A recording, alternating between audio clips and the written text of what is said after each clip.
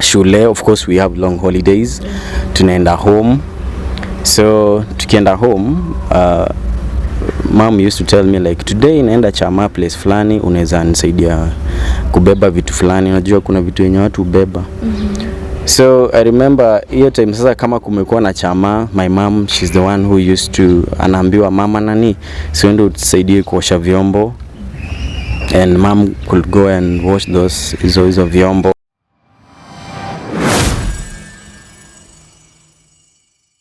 Hello good people, and welcome to today's episode of Bear Talk Show, where we do tell to inspire. Hey, leo niko maeneo fulani, sitasema ni gani. I have an amazing guest on the show. Atakuwa anatupeleka through his journey, because it's really a long one when it comes to masomo. Vitu zimekuwa mingi, masaa ndio machache. So without much ado, I will allow him to introduce himself.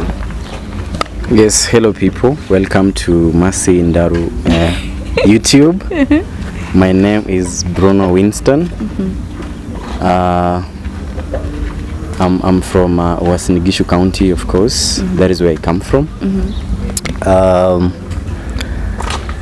For now, niko MKU University. I'm taking a good course, of course.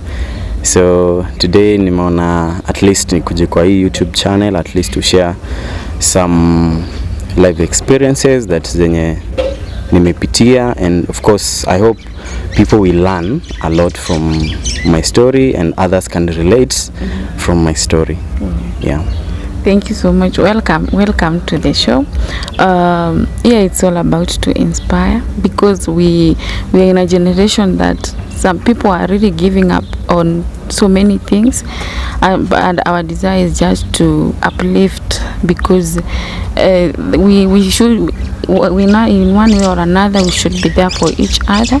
So I want us to listen to your story. You take us to it. Where did the journey exactly begin? Okay, about my life, of course, siwezi sema nime come from a very rich family. Of course, nimekuja from a very humble background where hata kupata mkate breakfast, it was a problem. So, and I thank God that my mother at least was there for us. So I was born in a family whereby like we used to stay with my mother, and my mother si ati alikuwa that rich enough ya kutuprovidea, but at least tulikuwa tunaelewa like we don't have. So okay, chenye naweza sema ame struggle na sisi sana. Ame struggle, but hakutuachilia kama watoto wake, because I have other brothers wenye wananifuata.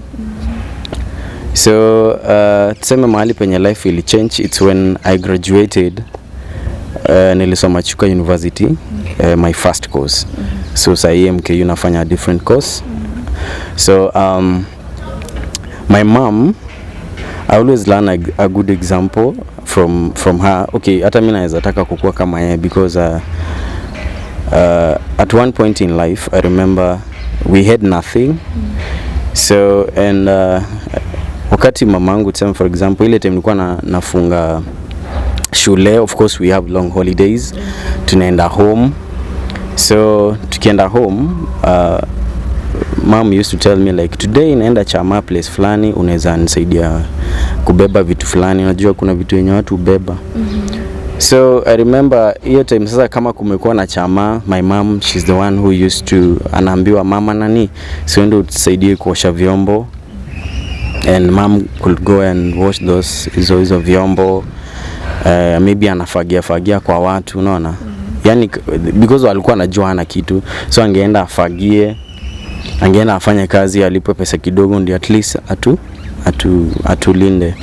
So that is when I'll venture into agribusiness. So time yenye nilikuwa nafunga shule, I used kwenda home, napata mepanda nyanya. So I used kuzungukana baiskeli. Actually most of the time I do tell my friends mimi nishauza nyanya. Okay. Like na ile baiskeli ya nyuma.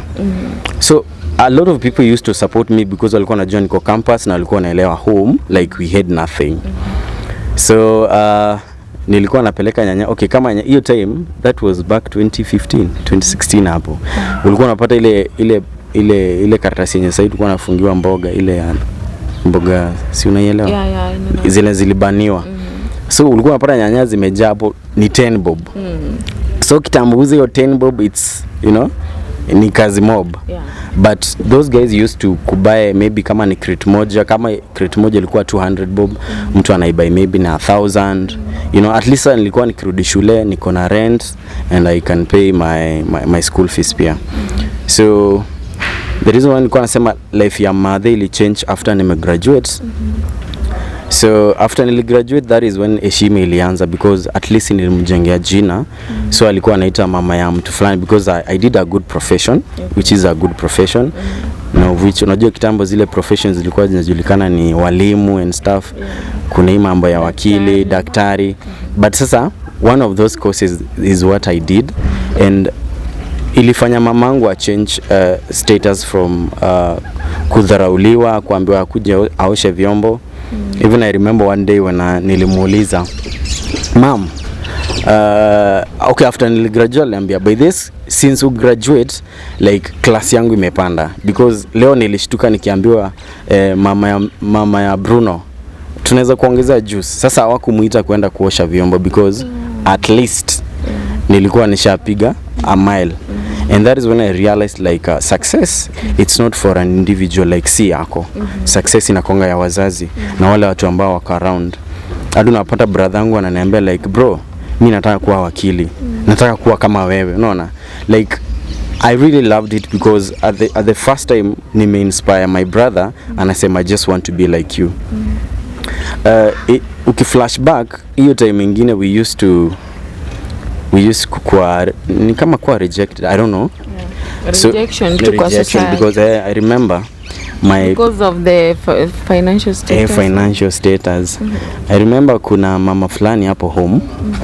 My elder brother alikuwa anataka kudate udem. Sasa of course unajua home kuna hizo ma relationship. So mother alichapa huyo msichana wake akamwambia, unakatiwa nini na hawa watu na hata hawana kitu, So hiyo kitu ilikuwa inauma madhe sana. Ilikuwa inamuuma. But after niligraduate, the same mother came to my mom and anamwambia, huyo mother alikuwa na wasichana wengi, na anamwambia, unajua kina nani wajolewa, so vijana wake wamchangamke. So waende waoe wasichana wake. But hapo mwanzoni alikuwa anasema that una date nini hawa, unataka kuingia na hawa vijana na hawana kitu, But sasa hii after nimegraduate and I have good profession, that is now sasa ameanza kujiassociate na sisi, unaona. Alafu kwa wale ambao nilikuwa nauzianga nyanya hizo mboga zenye madhe alikuwa ananipea, of course unajua hizo rich families, watu usinigishu wanajua. Unajua huko si kama huku side za Nairobi unapata mtu mmoja anakaa hapa, mwingine anakaa huko. So ulikuwa unapata vijana wa hiyo place walikuwa wananidharau because unajua walikuwa na shamba, kuna mang'ombe, sisi we had nothing. So hiyo time unajua sasa wanajiona wao kuna vitu sisi hatuna. But I guess ile kiburi ya kusema si tuko na hawa si hawakusoma.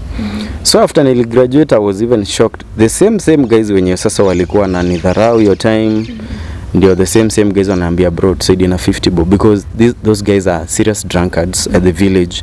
Ni mtu yani ako so useless, alipewa shamba yake akauza. So hadi sasa anaishi kwa mama yake because aliuza hizo shamba zenye alikuwa amepewa kama part of the inheritance. So that is, I guess, hiyo ndio nimepitia about life. And I'm very sure kuna watu ambao wamepitia the same.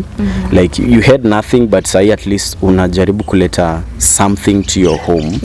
And of course kuna mtu mahali yako say maybe you have nothing, umekuja campus.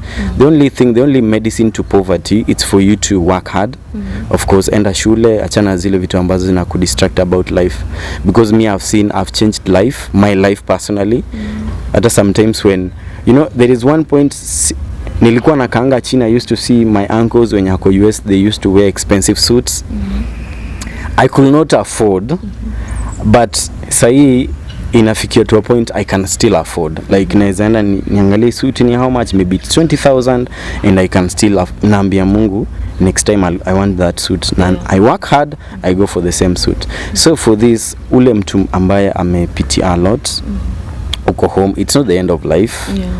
And mi nasemanga chenye kilipita, like it has no value in your present. Where you're going is hapo sasa ndio unastili kuwa determined, ujue like there is life after everything, there is always life, and there is much that a person can do.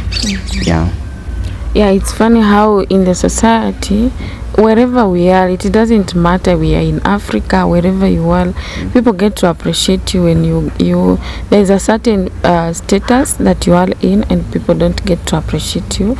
They only appreciate you when ukipanda mahali, and they are like they want to associate with you. Yeah, so you saying you're in MKU right now. Yes. How has it been now? Because now you're at a point where you are able to help the family, you are able to help, like you are let's say you are somewhere. Yeah, how has it been for you now coping up even with other people? Naweza sema the journey, okay, sijafika mwisho. I think it's when I'm starting. But mi kurudi shule, it's one push. Okay, before I came to Mount Kenya University, of course I've worked somewhere, nimefanya kazi Embu, na nimefanya with big law firms within Embu. And they give me a challenge, and of course I'm very sure kuna watu wanapitia all this, like where you work so hard and people don't appreciate you, people want to be rich wakikutumia. So I was like, what is it that I need to do which is different, that inaweza nipea status huko nje, that even hata kama mtu anataka kunilipa underpayment, anakaa chini hata anaona it's a mistake. Imagine you just unaenda kwa law firm and someone tells you what I'm paying you ni pesa mingi sana, and there's a lot of people wenye wako nje wanatafuta the same kazi yenye unataka, so inabidi tu unanyamaza. So I was like, why can't I at least try to advance mahali penye hata at least hata ukibisha office fulani you can at least people can listen, people can wanaweza angalia msee maybe anaongea sense. So okay, sasa kama kurudi shule, si ati ni I had money ama it was a choice, it's a push. And of course time nilikuwa job, I had saved something. So nikasema let me just go shule, I advanced masomo. And badly enough, when I told my cousins that nataka kurudi shule, and I really thought these guys will help me, because after all niliona success ya mtu mmoja, and once Mungu amekubless umefika place fulani, you should not usikue that selfish, you try to help, because the same guys when nilikuwa karibu kumaliza shule, all those cousins walikuwa wananiambia maliza shule, we know people watakusaidia. So when I graduated, unapigia mtu simu anakuuliza unataka aje. That is the first question. Hata hawezi kuuliza how are you, how is life. Swali ya kwanza anakuuliza unataka aje. So that is when I realized like kwa hii dunia you don't have family. Family it's wale babako, mamako na brother zako. So ilibidi sasa okay, Mungu alikuwa amenibless na gari at that time. So you know, for a sacrifice, for you to be successful you have to sacrifice. So hiyo gari yenye nilikuwa na, I had to sell it. Then that is ndio sasa inipe fee sasa ya kurudi shule. Because I'm like, hata kama unajua gari it's not ni kitu ina lose value. But when it comes to education, of course it's something that adds value.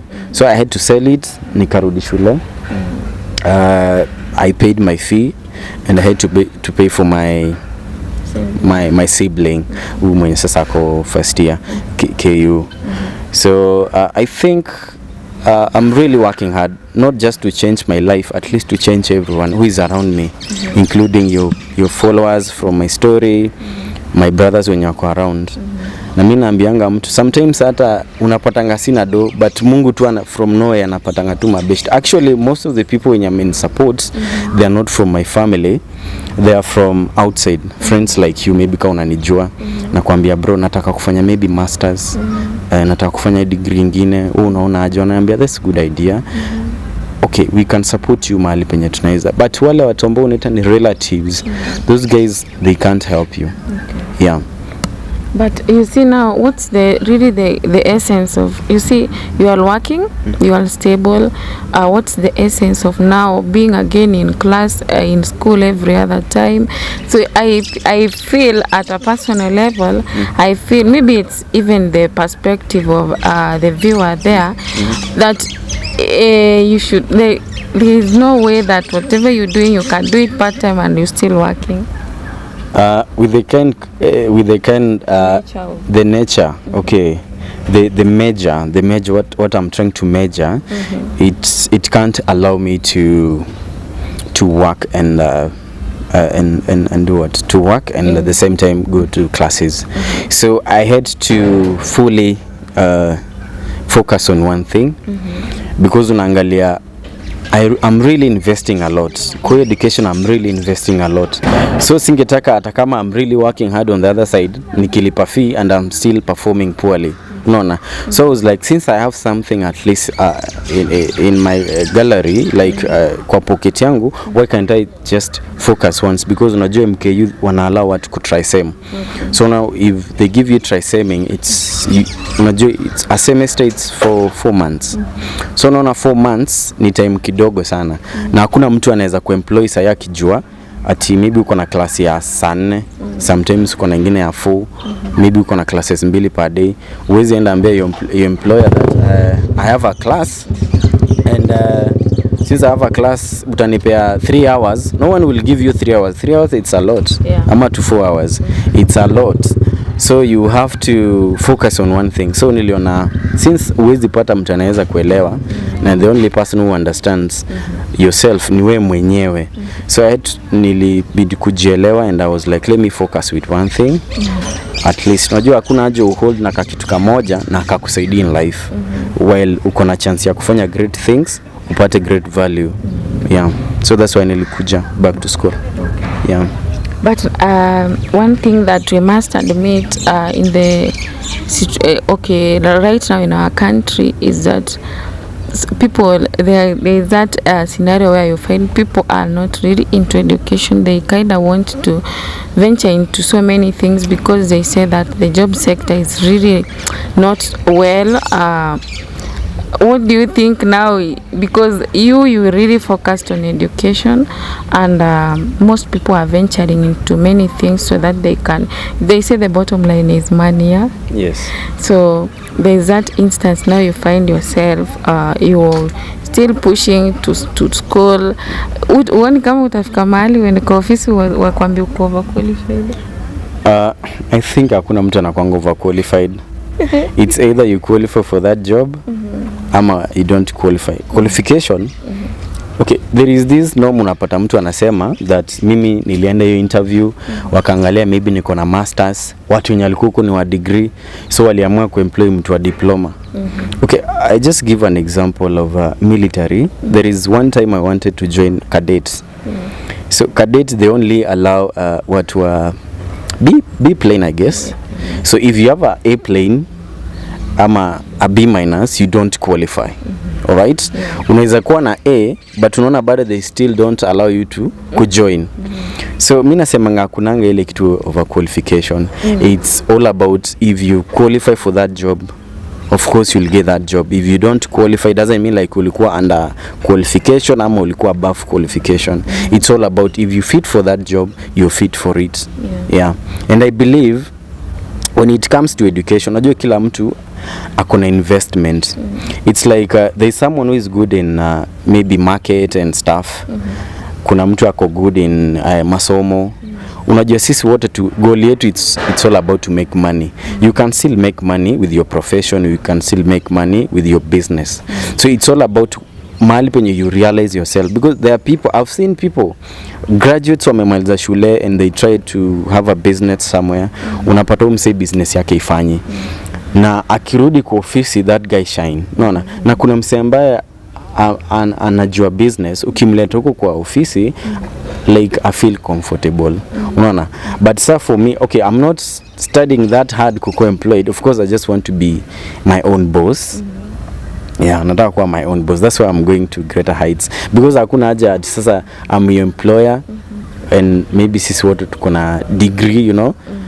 You know, at one point unapatanga, okay, wako na degree, mimi niko na degree. The only thing, the difference is it's experience. But si wote tukiitwa kwa interview, no one will ask you ati umefanya hii kazi for how long. Of course wakisema watu wa degree msonge huku, si nyinyi wote mnasonga huko, hadi mimi mwenye niko na hiyo maybe hiyo job. So at least acha nikuwe in a place whereby at least hata kama unajiita boss, there is boss in me, unaona.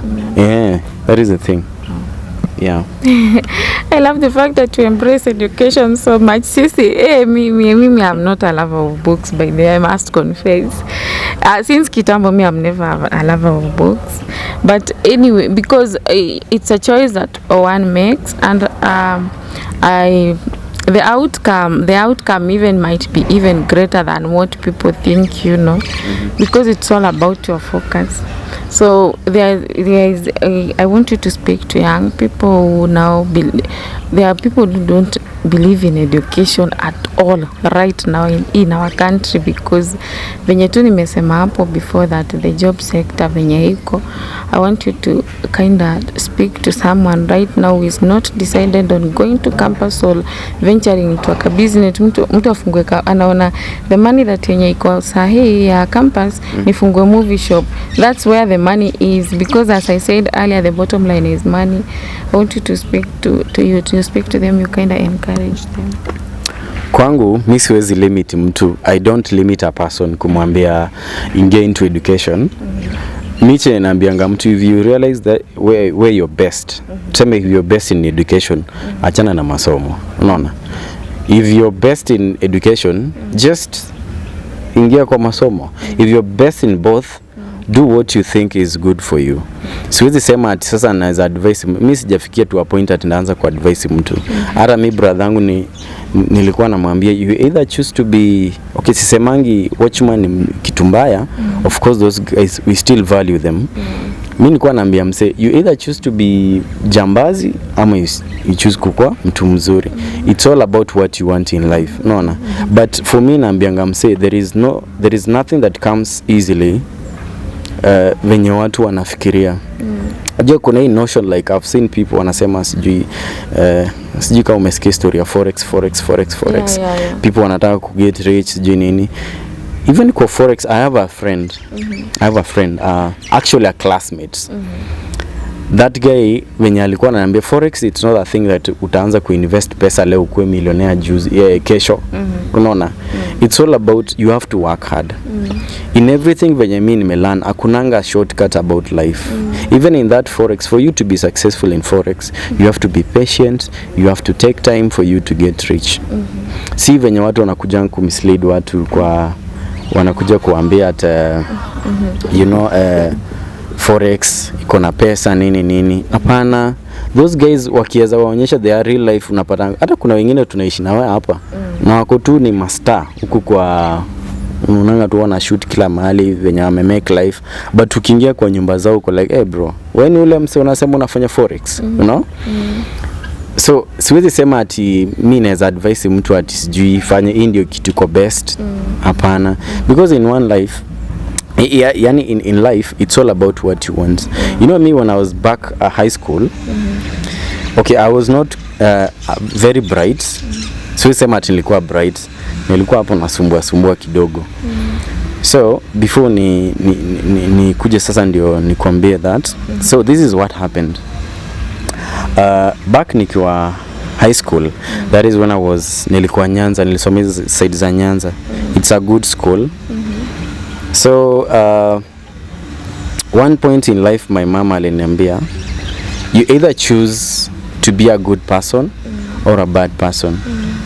The reason why aliniambianga hivi, kuna siku fulani niliangukanga exam. So when I failed the exam, I had to, kulikuwa place fulani we used to go to cyber, tunaenda tunaeditiwa report form. So siku I guess nilikuwa nimepata sijui ni C plain ama ni what. Nilikuwa nimeanguka by the time. So kuna best yangu hapo. Yeah, my best is wazuri sometimes. So this friend aliniambia, nikamwambia mazee, mimi nikienda home nikienda na hii report form, madhe atafanya nini? Ataniua. So sitakuwa na ile freedom. Unajua ukipita at least your mom could give you time uende watch movie ama uende hang out na friends, unacheza basketball. So nikamwambia mimi nikienda home najua madhe ataniruhusu. So nikaenda hiyo cyber. Waka-edit, wakaniwekea ma words. But you can get that during the whole sasa waka freedom. So venye mimi nilienda home najua salamu ya kwanza ni ya mkono, ya pili ni report form. Na hata hujabadilisha nguo. So I gave my mom the report form. So akaniambia, akaangalia asema, wow, this is nice. I just from juu nilikuwa mpata B- ama nini to A plain. Mkifungua shule ukirudi, so alisema tutaenda naye, of course akilipa fee, alafu ndienda ape walimu zawadi because nimeperform. So nikaambia wewe achana sasa, si unajua ni mimi nimesoma, si walimu. Actually walimu hatufunzi, it's me nimework hard because kwa nataka akuje shule.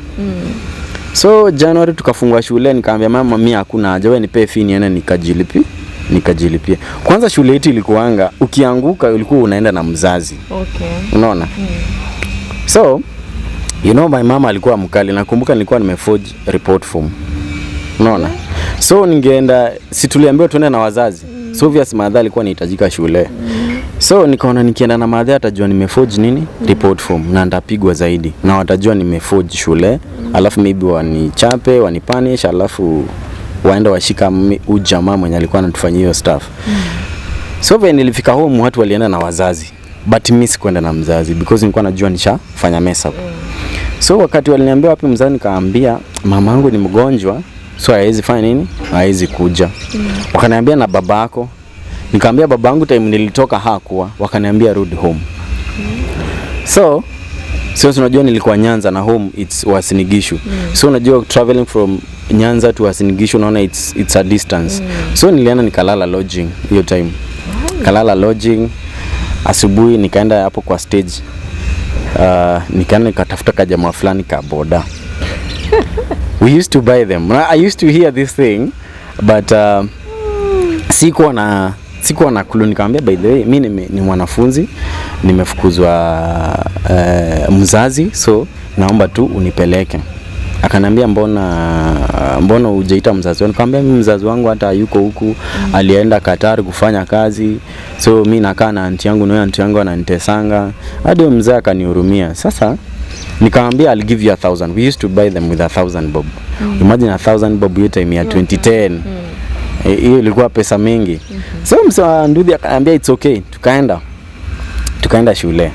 When tulifika shule, jamaa alikuwa amekasirika asifu ni mzazi. Nimwambia pretend wewe ni mzazi wangu. So the guy was really serious. Sasa hiyo time kulikuwa na deputy wa disciplinary na kuna mwingine wa academics. So unajua vya utaongea kama umesimama, unaongea kama umepiga magoti.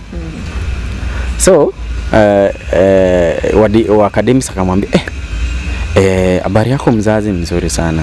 Kijana yako ukamuonyesha report for hizo, unajua shule obviously kuna ile graph ya performance ya kila student. So wakamuonyesha kijana yako hapa amefanya vizuri, hapa ni kama ameanza kulala, that's why tumekuita. Sasa kulikuwa na madam fulani hapa. Akasema, "No ni babako."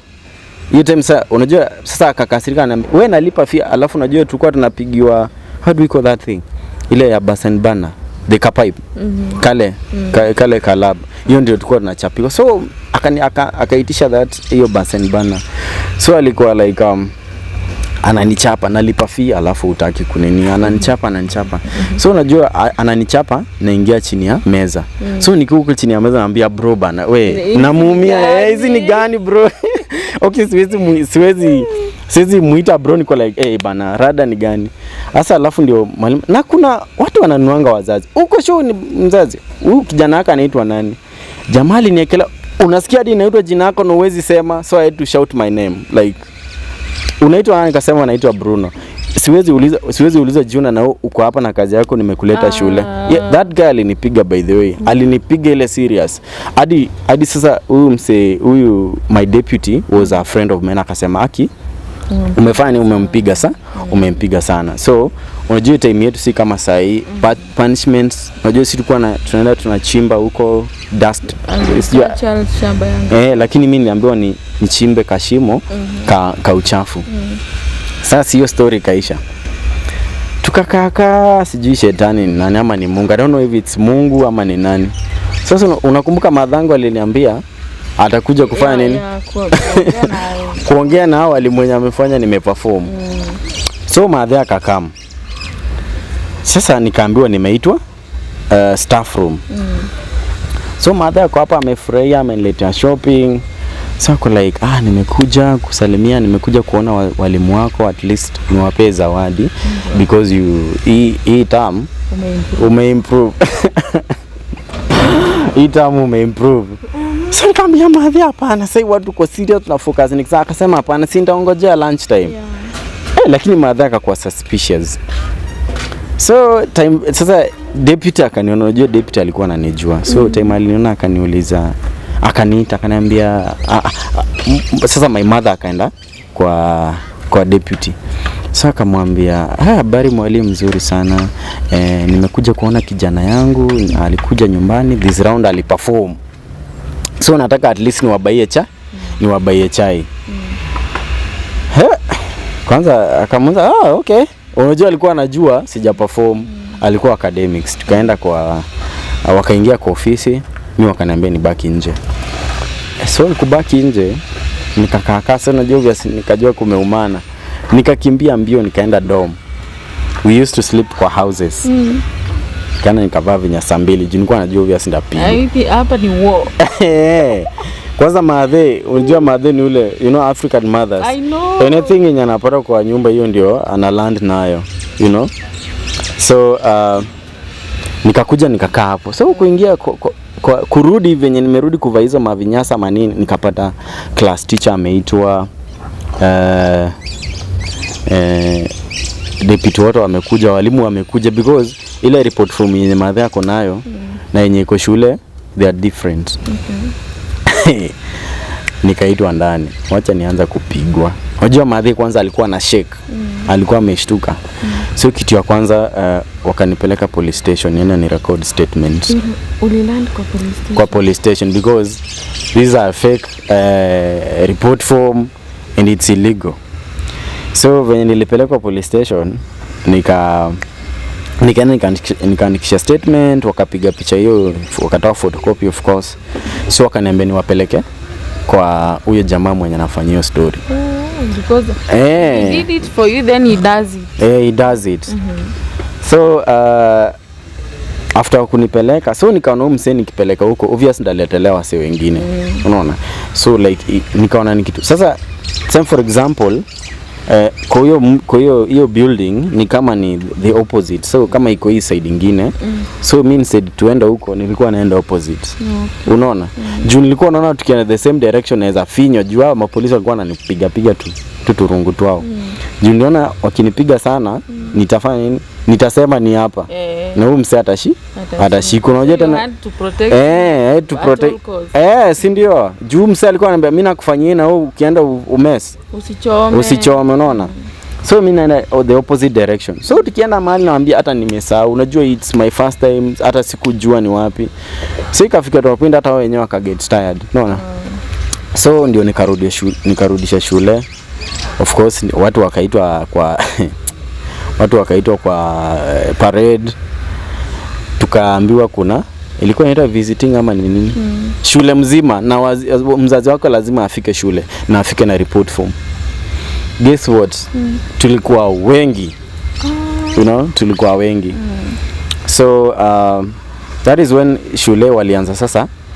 They give you a report form na bado wanakupea wanatumia mamako message ama ule msasi ule zile nini wanatumia the parent now. So the results that your mom has, yes they have the example na hizi ziko nazo kwa hard copy. That's a good one. So okay, I'm sorry guys, najua wale classmate wao mwaka niliwaharibianga hiyo kitu yenye mlikuwa mnafanya, but that moment it's when my mama akunipiga by the way. Aliniambia what you've just done, it's a big embarrassment for me. Sitakupiga, sitakwambia anything. Of course you've seen venye na struggle home, nafanya watu kazi and na unafanya chini unafanya saa hii. So akaniambia you either choose to be a good person or you choose to be a bad person. Yeah, the choice ni yako. And that is when I saw my mom cry by the way, and hiyo kitu ikanitouch and now I had to be serious. So I made a decision that sitaki ku embarrass my mom again. I need to work hard. And that is when I went nikaitwa Chuka University and nika join, of which after nilimaliza shule my mom came to testify that nime graduate. I'll feel poor and wale watu ambao walikuja at least niona they were happy. And that is the first time I saw my mom crying. Akulia kwa sababu nilimkosea, you know, ile machozi ya furaha. And yeah, nilifurahia by the way. At least nilijua nilimake my mom akafurahia. And Mungu na akanisaidia pia and I got a job, at least can boost kiasi. And the second time when my mom alilia ni time last year when I bought the car. You know, alikuwa anasema siko imagine that, you know, kwa home kulikuwa na familia wale wenye watu wenye wako na magari. Alikuwa anapita wengine anatumwagia maji. So hiyo time ndio niliona amefurahia sana. Hiyo time anyway. So madhe alikuwa, unaona sasa niko na gari. So kama ni kuendea jembe kwa mtu fulani, hata angekanyaga chini.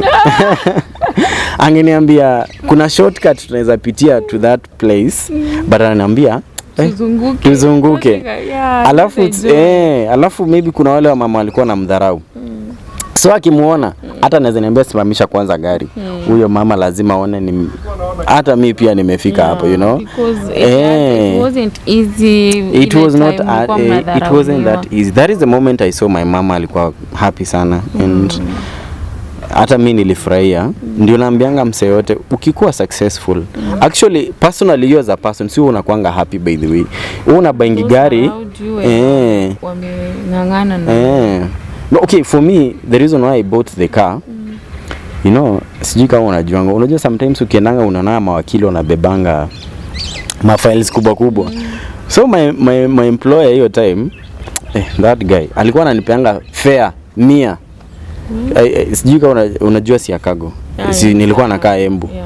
So I used to travel from Embu to Chicago. So hiyo time uko na mafiles, uko na mapepa hapo, alafu maybe ingine hujaipin, sasa inaanguka huko the other side, ama unakuja embarrassment unapata na mafile umepiga suti. Umepiga kwanza yani umevaa suti lakini uko na tabia mtu akinyasa. Okay. So unaingia kwa gari unapata gari imejaa. Sasa the only place unaweza kaa na juko na haraka niko hizo, how do we call them, ni bench. Kale kakitu kasambaza ako kakitu hiyo ndio iko. Sasa mtu unasikia mtu anasema sasa unajua venye anasema obvious wakionanga mtu yote ako na file ni wakili wenye the ambience are like wakili kuja kai side nyingine, wacha mimi nikaa huko like hapana, no need, acha tu nikaa hapo. So hiyo kitu when Mungu alinibariki I was like I have to buy a car. Because unapata umevaa suti mzuri, kiatu ni ile mzuri, ama umeenda kwanza umepitia shushaina hapo ameshainisha kiatu yako, ukiingia obvious mtu akienda kwa kiti ashakukanyaga. Unaona? So for me nilibuy kuitumia kufanya job. Lakini unaona madhe ana enjoy the fact that kijana wake amenunua gari na sasa ameanza kufika status fulani kwa village, at least na ataheshimiwa. So that's why I'm telling guys like it's all about success si yako. Success ni ya watu wenye wako around you. Unaona? Na the moment unakuwa successful, obvious watu wenye wako around you wana change. Yeah, so the choice is actually yours. You go for the right choice. Whatever you do, ni venye sasa you do it na passion na minding sasa the people around you, right? Of course, Wow. I love it. I love the fact actually the one thing that a parent tu ana look up to is mtoto wake akifika point yenye anasema yenye hata mama anasema that's my son, you know. Sana. Kwanza madhe kuna my mom, you know, najua kitambo mamangu hata angekatwa na jembe alafu anaweka chumvi. You know? Because we could not afford kwenda usia zinaitwa ile kale kakitu kabande. Aka kabande. Hatukuwa tuna afford. Hata mimi nilikuwa naenda shamba ukikata unafanya nini? Unawekewa chumvi alafu wanararua kango fulani hapo unafungiwa. Unaona? But sasa hii because anajua kwanza the moment unaingia job mamaka anajua kuna job. Mimi naambianga mtu unaona kama saa hii for example saa hii venye tuko hivi saa hii okay, me I'm not married. So ile time yenye utaoa of course you have two family. You have your family and you have your mother. Your mother is another family. So under that salary yenye unapata lazima ubudgetie mama yako na lazima ubudgetie nani familia yako hiyo, unaona. So at that moment in life yenye utaamua kuoa, make sure that you can still cater for your family and cater for your mother too. Unaona? Sasa mamangu tuseme for example akifeel kama yeye ni mgonjwa hata ni kukohoa tu anaweza niambia nasikia sisikii vizuri. Nitumie hata 500 hapo nienda aka ka klinika kwa hapa around. So obvious ukitumia mtu pesa utamuuliza daktari alisema nini, uko na shida gani? Anasema nilisikia tu nikunye tu supu ya nyama. You know? Nimekunya supu ya nyama nasikia niko sawa. Unaona? So uko like yani una tu anyway, sijui kama ushikuwa na hiyo feeling when ukisaidia mtu kitu and it's your mother na anafurahia. So niko like mom, si nikutumia pesa ya kuenda usino umeenda ati hapana hata sasa siko hoi. Nimeona tu nikule tu kanyama. Yeah. That is one point in life unajonga mzae, yani unajonga your mom ako happy and sometimes hata anaweza kuambia niko supermarket. Imagine sasa kama last time alikuwa ananiambia anaweza enda super ama aende kwa ka shop tu hapo around. Ama akwambie niko kwa shop na nataka ulipe bill. Hata hujajipanga unamza mama, si ungeniambia unaenda ni at least nijipanga. Naambia hapana najua uko nayo. When they assume uko nayo. So that's why naambia mtu if you really if lazima if you want to be that serious with your family, you have to work on yourself first. Make yourself useful, like you can help people around. Yeah. Thank you. We, that the story manze, hapa hatuwezi maliza, hata jua itaset kama tuko hapa because venye nilisema mambo ni mingi, masaa ni machache. Nimekuwa hapa nikipiga story na ushasema we ni wakili huko ndani. Mimi si wakili. Ushataja wakili huko ndani. So nimekuwa na story na Bruno here. It's really an amazing one. It's good actually, by the way, whatever you do hapo nje. So mimi usema ni maombi ya mama zetu. So when whatever you do, remember mahali umetoka, remember your parents, just make them proud because that is the joy of each parent. So do you have anything extra to say really? Yeah. For now I don't have anything. But the only thing I can say, me siwezi advise anyone, but the only person I can advise it's my brother. Okay. Me, wherever you are bro, you have to work hard. Yeah. You know, you have to work hard. We need to make our mother proud. At least aendelea kuwa proud. Of course hajafika ile stage yenye anaweza sema ati leo okay, nilikuwa naambia brothangu let's work hard hadi mamangu hadi madhe anashindwa leo nitaenda kwa nani, who is the favorite. Tunamngangania, you know, like unamwambia leo kuja huko anasema leo nataka kwenda kwa Bruno ama kwa Ben. Brother anaitwa Ben. Sio ati ikue kila time ati mimi naenda kwa Winston ama kwa Bruno haizi enda kwa Ben. Unaona? Yeah, so I work hard. Okay. Yeah. So my people, thank you so much for watching. It is always to tell to inspire. So asante sana for keeping it up to now. It has been the Bear Talk Show where we always tell to inspire. Keep subscribing and see you in the next video.